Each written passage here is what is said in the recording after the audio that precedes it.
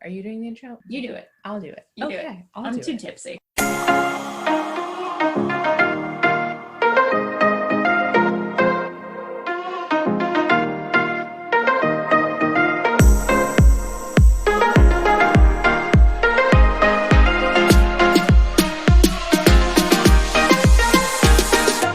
Hello and welcome to Literary Lushes. I'll be here with Megan and Sam.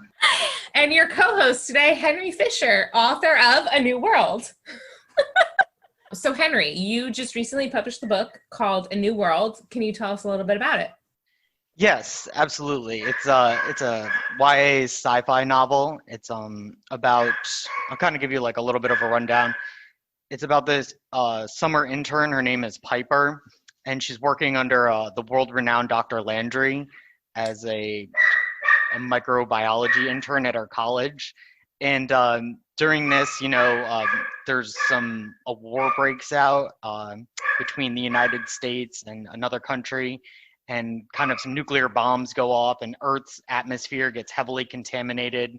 Dang. And there's like this eccentric billionaire who is like launching a space program to go explore a new planet and kind of save humanity.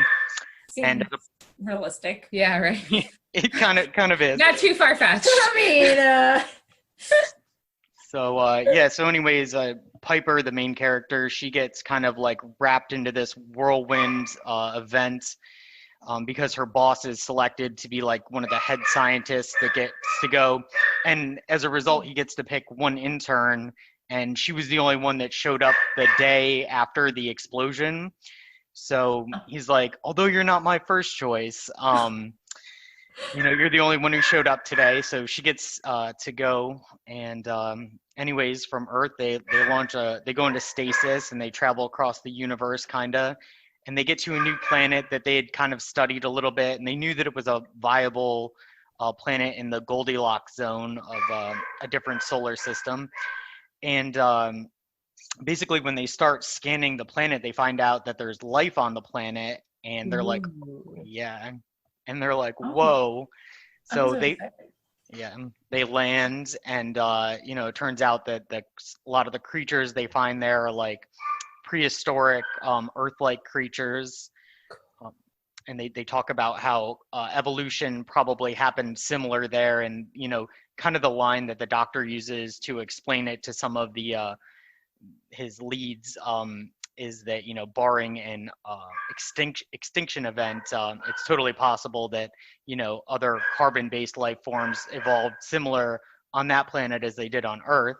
Cool. And so anyways, they land, and then things just start going wrong, and then you kind of go along, and there are trials and tribulations in a new world, and you get towards the end of it, and you kind of, I don't want to give any spoilers away. yeah, no spoilers. Okay. You got me with excited. sci-fi. You got me with the YA sci-fi. She's a little smarter than me. Sometimes I have to like dumb it down just a schmuck. I'm the same way when I go book shopping. I'm like, let's see. What? And I'm a little embarrassed. Not feel completely dumb when I'm reading this. So no, it sounds very interesting. I'm very intrigued, and this is definitely one of those like I'm gonna have to read because it's in our wheelhouse. It's in our wheelhouse, and it sounds completely plausible, which also makes me be like, where are we going in the future? Earth is doomed, so we need to find alternatives. So I need to be the intern that shows up after the bombings. Got it. I think that's what it's all about, is just showing up. And I tried to like bury some like deeper meanings into the book about like STEM and stuff like that, to kind of like because it is geared as a YA book. I wanted to emphasize how important that is to our society as a whole. Just kind of making sure that I used lots of like science terms and stuff like that. And I tried to use stuff that was accurate, to the best of my abilities, or, things that weren't like totally out of the realm of possibility, or even some of the things that you'll read about are things that actually already exist, but a lot of just aren't very mainstream. And you have a science background, I would imagine, because you sound like you know what you're talking about. I did get a BS in biology from Syracuse University. That's Awesome. so awesome. And so in the far background, because if anybody who watches our shows knows anything about us, We have dogs. we have dogs and we're huge dog lovers. And we can hear your puppy. That's not my puppy. Oh yeah, I'm sorry. I said puppy. I said puppy and mine barks in the background. But I'm just curious on a very non-book related, because you kind of mentioned, but we didn't have it recording. What kind of puppy and what's the puppy's name and how old is the puppy? I'm very in love with, we love puppies. We do love dogs. So what you're hearing is that's my puppy or pupper, Dodo. She's a 7-month-old silver lab, and she is just full of energy. I have her in my bedroom right now because I know I've been working from home a little bit lately, so I know from experience that if I let her run around the house, she'll come and pull the charger cord out of my computer or potentially attack me. She loves to try to take the hat off my head too. So she's got the puppy energy, but she's so adorable. I want the puppy life cycle where you play, you eat, and then you just sleep, and then you wake up and do it all again. Dogs are the best. They are. We love dogs. We could do a whole podcast. We could just all about dogs. And I'd be happy to bring my dog on for a featured dog podcast. So Henry, A New World, is that through a publisher? Did you self-publish? So originally I self-published the ebook last fall, or maybe late summer. But more recently I went with an independent publisher called Publish out of Charleston, South Carolina. Amazing. They basically run my marketing and distribution for me. And they're a very great company. I've enjoyed working with them a lot. Very, very cool. That's awesome. So is your book available in what medium? Format? Medium? Either or. So Both. my book is available ebook, paperback, and there's also an audiobook out that was narrated by Helen Laser from New York. Or actually I think she might be from Jersey too. I'm not really sure. I think she might live in New York, but she might be from New Jersey. But yeah, Helen Laser, she's absolutely amazing. It's on a lot of different platforms. You can pick it up on Barnes & Noble, Amazon, Nook, Kindle. It's on all of the different platforms. And the audiobook is still rolling out, but I think it should be coming to Audible early September. But it's already out on like Google Play, Kobo, Scribd, a couple of the other ones. With your books, have you gotten any, like, because you said it's been out for a little bit, have you gotten any like weird fan? I know. Oh, yeah. I didn't know where you were going to go with that. I was going to say weird fan, like people be like, oh my, like, do you get what I'm saying? Like Backstreet Boys. I had to block one account from my Instagram already. Like random. If there was one author you could meet and you totally like fangirl out, who would that author be? That's a great question. I think I would have to go with Suzanne Collins. She's good. I absolutely love the Hunger Games. I just read them all, and then when I was done, I gave them to my grandmother, and may she rest in peace. But she read them, and I remember getting a voicemail from her, and she's like, Henry, she's like, I just finished reading the first Hunger Games book, and I don't remember exactly what her words were, but it was something to the effect of like how much it had like touched her, and she loved the story. And this is an unusual voicemail for my grandmother for sure. Usually she'd be calling me, asking me to pick up a few things from the grocery store on the way home.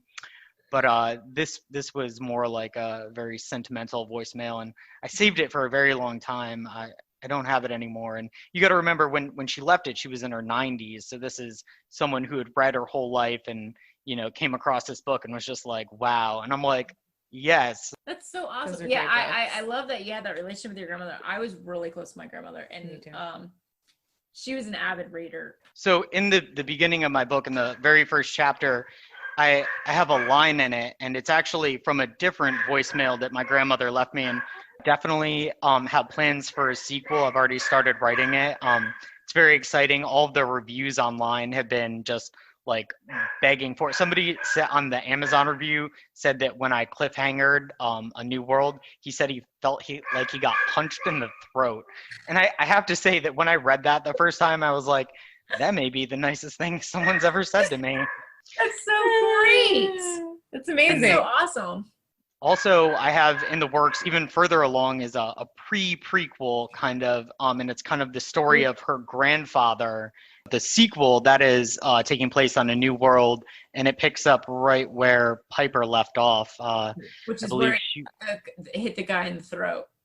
yeah, the gentleman from the Amazon review.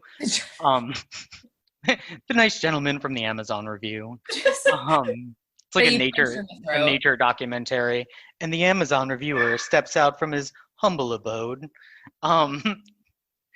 Anyways, yeah. And So punches him in the throat with his words. With my words. Yeah, we're used with words, not fists. Don't make him sound out like he's like beating people. I don't know what Henry does in his spare time. I'm glad you asked. So I enjoy walking with my dog. They're gonna say long walks on the beach with his dog.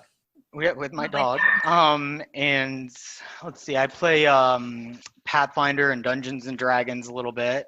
If you want to do like a shameless plug about yourself, your social media, your websites, any other, I know you mentioned the sequel and the prequel, but use this time to just, shameless plug yourself. Free advertising. Yeah. Free advertising, shameless plug.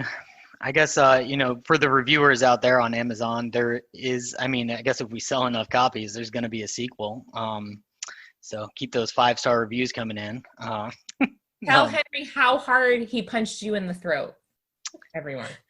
Yeah, that would definitely help. You need that drink of water to help that throat punch. Yeah.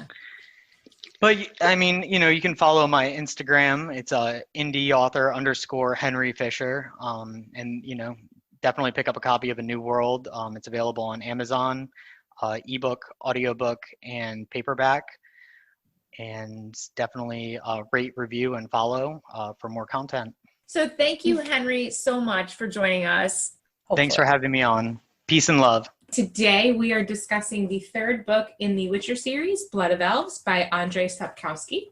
And we are drinking the seagull drink. The white seagull drink. There it is. I knew I was going to get it wrong. I've already had quite a bit of this white seagull drink, and it's really good. It is. Definitely going to be hallucinating in a little bit. Yep, it is inspired by the white seagull beverage that Triss Marigold and the Witchers drink at the Witcher's Keep, because I can't remember the name of that for the life of me. When we looked it up like 3 times too. We did. And it's fine. So that's what happens when you drink this shit. Yeah, it's absinthe based, so that's fun. It's really good, and you guys should check it out. And if you are a Patreon supporter, you can currently see our beautiful faces and us drinking. Oh, look at that. Mine is completely see-through all of a sudden because it's yeah. Yeah. Magic. You could see us drinking our invisible drinks. I assure you there is liquid in it. Well, let's just shamelessly plug our beautiful outfits that we're wearing real quick. I went with the Geralt look-ish, trying anyways. The messy, dirty, grungy hair. I imagine him wearing a white shirt. I don't even know what he actually wears. Well, that and he's topless, I think. He's naked on the cover. Oh, well, I cannot go naked. So I'm wearing a white shirt with a corset and leggings. Yeah. And I went as everybody's favorite troubadour, Dandelion. Even though he's not in it that much, but still, he's in it. Yeah. And my inflatable mandolin that I got on Amazon. Yes, and you guys can watch her blow it up, because not like blow up as in like explosion blow up, but more like I almost did something that would have been very inappropriate. Okay. Okay. That drink is bad. Okay. Nope. All right, we're done. Cool. Well, it's been real. See you later. Just kidding. Gonna go take a nap this drink off. So I have my notes here pulled up. So the first thing I have here on my list of topics is the effect of fear and doing something again to avoid fear. And so I liked how in the beginning of the book, you see Ciri's dreams over and over about what happened with Sintra. Yes. And then there is the knight with the winged helmet, and she doesn't remember how she ends up being saved. And then when she's running the course at the Witcher's Keep, and one of the Witchers is like, oh, if you fall off and hurt yourself, you have to get up and immediately do it again so that you don't You get the fear. Yeah. It so doesn't. Yeah. So I was like, oh. It's a good lesson in life. Yeah. After my car accident, I think it was like the next day, I was like, I gotta get back driving because if I don't, it's gonna keep me from getting back in the car. Yeah. I like that this one was in chronological order. Yes. Which was nice. That helped. Yeah. And you said that this book was actually the first book he wrote for... Based on my understanding, which is Google. Oh. The first 2 books we read, which were The Last Wish and Sword of Destiny, are more anthology stories of The Witcher. And you see a lot of those stories in the Netflix series. Yes. And then this is the first like full-blown just one story thing. I also like how when they're talking about when Dandelion is performing in the woods and he's like noting that there's humans and non-humans and all of them are standing apart, not only based on their racial divides, but also their class divides. So the humans are standing apart from the non-humans, but then the rich noble humans are standing apart from... So it was like high school all over again. Yeah. At lunch. But then he said the only people who weren't separated were the children, and there was a sign in there that said like children don't see race or social divisions. And it's like for now. Yeah, for now. For now. Yeah, until they're taught to know better. I thought that was very on point. Topical with today's climate. I liked when Yennefer saved Dandelion. Yes, that was pretty good. She saves him. He's all shocked she saved him. And then it's like, I didn't think you liked me. And she's like, what are you talking about? I like you. Like, I saved you because I liked you. And he's like, whoa. When did this? At first he's like, oh, yeah, she likes me. And he's like, wait. What did I do to deserve your kindness? And then she's all like, because you saved Geralt. And he's like, no, I don't. If anything, I put him in more danger. So I don't know what you're talking about. She's like, but you saved him because he was lost. I love Yennefer. I think she's a strong female character. She's a little kooky kook though. I just love, she's a complex character. She takes no shit. She keeps her emotions close. But, you know, like when she's taking care of Ciri, and it's from Ciri's eyes how she starts off being just like this cold, hard bitch. But then, you know, she's honest with her when Ciri's like, well, if I'm going to be honest, you need to be honest. Yeah. And then, like, on the days she needs to rest from book activities, they, like, run through the school and everything. And I fucking love the letter she wrote him. And just the whole way it was written in the book where he's on the boat and he's reading the letter and he's, like, kicking himself. He's like, I knew I shouldn't have started the letter with dear friend, because then the whole letter back is just scathing, like, dear friend, thank you so much, friend. I value your friendship, friend. Like, if I ever need a friend to call on, I know it'll be you. And she's like, so savage. I love that. So I like her as a character. I thought it was interesting. I listened to it. So I was working on photos. And at one point, it was when all like the other Witchers were sitting there talking, or not the Witchers, the like noblemen, about if they do find Cersei, who she'll marry. Ciri, not Cersei. Ciri, who she'll marry. And then they were like, and who knows, maybe you'll backstab us because you have sons to. Oh, so yeah. And they're all going back and forth. And I swear the thing like took forever to get through that scene. But I'm like, this is very Game of Thronesy.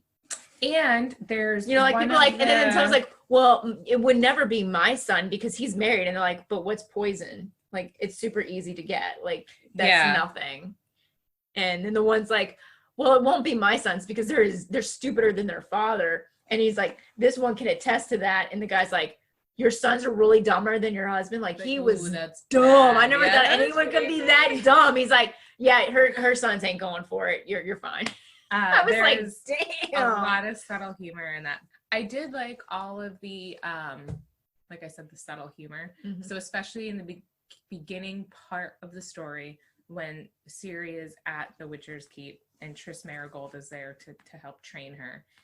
And You can talk about the monthlies. The monthlies, and she's like, oh, I'm indisposed. And then they finally, she was like, someone needs to be here with her, Geralt, because she can't talk to you guys about this. Like, did you ever think that maybe she had this when she was here for her first time? And what is she going to say? Who's she going to tell? And I was like, ooh, I get that. And then the whole scene with the makeup, and Triss was like, oh, I wear the makeup for my own self-confidence. She's like, who are we seeing? And she's like, no one. I just do this for myself. Mm-hmm.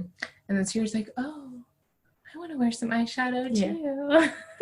Because she wasn't born to be a witcher. She was born to be a princess. Well, and she's the source and the surprise. Well, there's that. She's a lot of shoes to fill. Poor thing. I don't envy her. Another character I liked is Yarden, the dwarf that they meet on the caravan. He was pretty funny. And I like the whole idea of how him and Geralt, I like how you're just sitting there holding the book like it's your Bible, and you're like, I'm sorry, do you have time to talk about our Lord and Savior, Geralt of Rivera? I'm saving that. It's usually me who gets it all twisted in. You look like you're struggling over I am hot and sweaty, and my mandolin. I was gonna say, do you want to like strip some of your layers off? I'm committed to my character. Okay. It's fine. I'm like committed to taking these pants off here soon. Later. I forgot where I was. Sorry, the elf on the caravan. The dwarf on the caravan. Not elf. Oh yes. I was reading the yes, the dwarf on the caravan and Yarden, and how him and the Witcher Geralt were getting in an argument about how if they get attacked by the squirrels on the way to where they were going, that Geralt's plan was to remain neutral. Yes. And his whole thing, Yarden's whole thing was, how can you remain neutral in a time of war? And Ciri doesn't get it. And then he takes her to the memorial where the flowers are. And I want to say Eileen, but it's not Eileen. It's something. And then she's like, well, I loved how she asked Geralt, I understand now. Can I take a flower as to remember? Mm-hmm. And he thought about it for a second. Then he was like, yes, you can. And I was like, that's really nice of her. I felt like that was a little bit of a character development for her. Because I feel like normally she would have just been like, I'm entitled to this. Yeah. You know? Where she was just like, it was almost like she asked permission, whereas like before she'd be, kind of bitchy, like, I can't get this. I can't do this. I can't blah, blah. But this was very adult-ish of her to ask. And then she was wearing it when, they came back and there was bloodshed and it got on the rose. And how fucked up is that whole thing was a setup? Yeah. I also liked when she was at the school and she went to go see, what was the boy's name? Chard? Do you know who I'm talking about? Yes, but I don't know how to pronounce any of that. I even listened to it. Jar. Yeah, Jar. Jarre. So I'm going to go with Jar. And she's like having that inner monologue about how all the girls at the school find him attractive. And she's like, well, where I came from, the men were big and burly and sweaty, and you could smell them from 30 paces away. And they were drinking. And then this guy is like skinny and gangly and has like a wart on his face with hairs growing on it. And he has like only like 5 long hairs coming from his chin and not like a long beard. And he's not attractive at all. That does not sound attractive. But he got so hot and bothered by her. Yeah. I did notice, so when she was in there and she was playing him to find the maps, and she slips and tells him what happened with Yarden. And then she's like, oh, I can't say anything because Geralt told me not to say anything. And then when she goes back to Yennefer, and Yennefer's like, you really shouldn't be talking to him because if anybody finds out anything about you, we're screwed. And one thing you tell him could lead him on that path. And so I think that was just like a little bit of foreshadowing that he's going to be like, how did she know that this king fills barrows with rocks if he thinks you're going to betray him and sets you up, and he's going to do some digging. So I don't think that's the last of because like some of them think, and I thought that was interesting that they were in the beginning, they were questioning Dandelion about, is she alive? Like, nobody knows she's alive. No, and so I loved how, I know we say, we loved how, maybe that'll be a thing on our shirts. We loved how, ... So I thought it was very intriguing. Yes, please go on. How, he thought it was like a fan. She's like, oh, I want to know more. And he's like, oh, but I can't tell you if it's real or not because then that'll ruin the Oh my God, they were story. getting so bent out of shape And he's like, she's like, no, but I just want to know. And he's like, oh, well, I'll tell you about Geralt. She's like, I don't fucking care about him right now. I want to know, is she alive? And he's like, yeah, I'm not going to divulge that information. And then that's when they, kidnap him and start, punching him when and he this and tries that. to escape, and he's like, and I know you have to take a turn here because there's a trap door, and then he gets nailed in the back and falls down the trap door. But you know what? He didn't squeal. No. He did not. Yep, he may not be a witcher, but He was keeping his mouth shut, and then Yennefer's like, he's like, well, I don't even know where Geralt is. And then he was like trying to ask Yennefer, and she's like, I ain't telling you. And he's like, no, I'm not saying. He's like, I'm not even asking for me to go. I'm telling you, you need to go and make sure he's okay. And we all know the one place he probably is right now. And he's like, and I know you've been there. And she's like, yeah, but that was only when I've been invited. And he's like, don't you think this is kind of important? This is a little important here. I don't care about your love life. Which is interesting because then it's like, how does she find Ciri at the school? Like, is it that she just discovers that Ciri was moved to that school? Or is there this unwritten portion of the story that we don't see where she goes to see him? Because he does write her that letter, but it's very, very vague with no specifics. And she was just like, oh, the source of that problem I can help you with. Thanks for not being your first choice friend or whatever. So it's like, oh, how did he? Maybe it's just like special wording that they use. This drink is dangerous. Well, don't push it away. You gotta finish it. Bring it closer. Good thing I'm already home. Mm-hmm. Speaking of Yennefer, I also like how she calls Ciri my ugly one. And Ciri's like, I don't like that. Why do you call me that? And she's like, because you're not ugly, but I'm going to call you that anyway. Like, my little ugly one. I thought that was pretty funny in the scene when she's like trying to lounge in the grass and Ciri keeps bothering her. She's like, what now, my ugly one? What now? Makes her feel better. Probably because she was born so naturally beautiful and Maybe. Yennefer was not. Yeah, maybe. And I do like how she answered truthfully when Ciri was like, what's going on with you and Geralt? I also like their talks about virginity. And Ciri's convinced she can't be a magician because she's still a virgin. Yeah. And then Yennefer's telling her, and she's like, but how do you know I'd pick the right one? And Yennefer's like, well, first you eliminate the ones without beds. And then you eliminate the ones with bad beds so that the only good ones left are the ones with the nice beds. And then you decide from there. And sometimes, you make the wrong choice anyway. And my drink's empty. Oh, well, let me hurry up. My drink too is empty. Yeah, and that was just me putting it on the coaster. Do you like my coaster I made? Oh, you made that? I made that, yeah. Cute. It has a camera on it for those of you at home. I have a feeling Ciri is going to be a weird unifying force. Yes. Between the humans and non-humans to fight back the Nilfgaardians. Because she is part Elvish. I'm all itchy now. Sorry. Is it the absinthe that's making you itchy? I actually think it's just because my hair is dirty. Or it could be the shirt since it's not washed yet. I just kind of took it out of the bag and just put it on. Hence the wrinkles. We're very classy ladies, for those of you who don't know. Well, I had to order it on Amazon and had to have it next day or 2 days shipping kind of thing. So I really didn't have time to. The only thing I had to order was my mandolin. Yes, we know you have cool costumes. Well, now I have some stuff. Listen. I think there's a hole somewhere in there. I think there's a hole in my $4 inflatable guitar from Amazon. Bucky thinks it's a toy. Oop. Hello, smushy face. Okay. My dogs are the weirdest, but most adorable. Hey, now. My dogs are pretty cute, too. Just smacked herself in the face with her flaccid guitar. I know. It's a little limp. It's fine. I need some Viagra. It just keeps losing air. Slowly but surely. Needs a penis pump. Like an Austin Powers. Okay. That's not mine. That's not mine. All right. Our next book is going to be Daisy Jones and the Six by Taylor Jenkins Reid. And according to the Google machine, it's also going to be coming out as a TV series on Amazon. So that's kind of cool. Oh, neat. Yeah. And the book was recommended to us by one of our original listeners, Julie. Oh, Julie. So thanks, Julie. Thank you. If you guys ever have recommendations for a book, let us know. And we'll add it into the rotation. So sorry it took so long for this one, Julie. For the month of October, we are doing a Halloween special. Mm-hmm.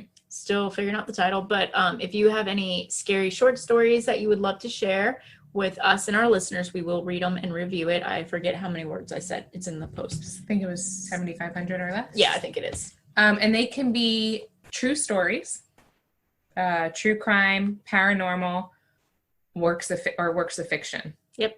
Of just a short, scary story for us to tell in the dark with some spirits, both ghostly and alcoholic. Yes, and so these won't be making drink videos, but it could be something like a beer we want to try, or a wine we want to try, or just like a simple rum and coke. Yeah. These will be shorter podcast episodes. Yep, and they'll go up once every day for the 13 days leading up to Halloween. Yeah. So yay! You can go ahead and send that to our email, our website. Literary Lushes podcast at gmail.com. You can also find us on all of the social medias. We're also on YouTube. So yes, there's that. And if you haven't seen, we've been posting these little video clips of us doing fun drinking activities, which you can find on YouTube, Facebook, Twitter, and sometimes we're trying to figure out how to put it up on Instagram. Should figure this out by the time this airs. And also on Patreon. Definitely check out Megan's basketball drink challenge. She nails herself in the face with a wine bottle. And you hear Spoiler alert. And it's great. And I cry from laughing every time. Me and too. I'm going straight to hell, but it's so worth it. My sister says anytime she needs a pick-me-up, she now has that video. You've done a great service to your country. So yeah. thank you. So if you want a good laugh at my expense, although to be fair, I laughed too. You'll definitely want to follow us on our social medias or subscribe to YouTube because we definitely post those up.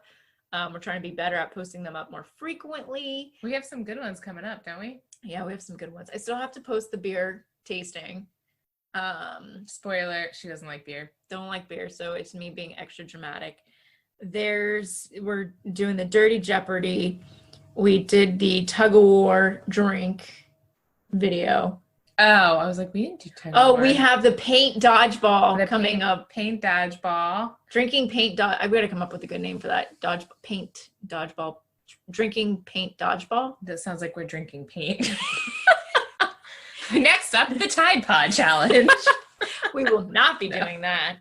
But if you have any challenges that, except the cinnamon challenge, I'm and not the milk doing challenge. I'm not doing. Nope.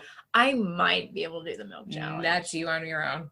There's no fucking way I'm doing the milk challenge. Can I make half of it chocolate and the other half regular? Sure.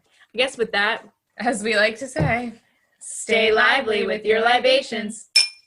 Oh, that was loud. That was a good one. Let me serenade you with the song of my people. Okay, sing to me. Dun, dun, Sing my dun, stories. dun, dun, dun, dun, dun, dun, dun. And we need That a is our wind. theme song, right? We need wind blowing my hair.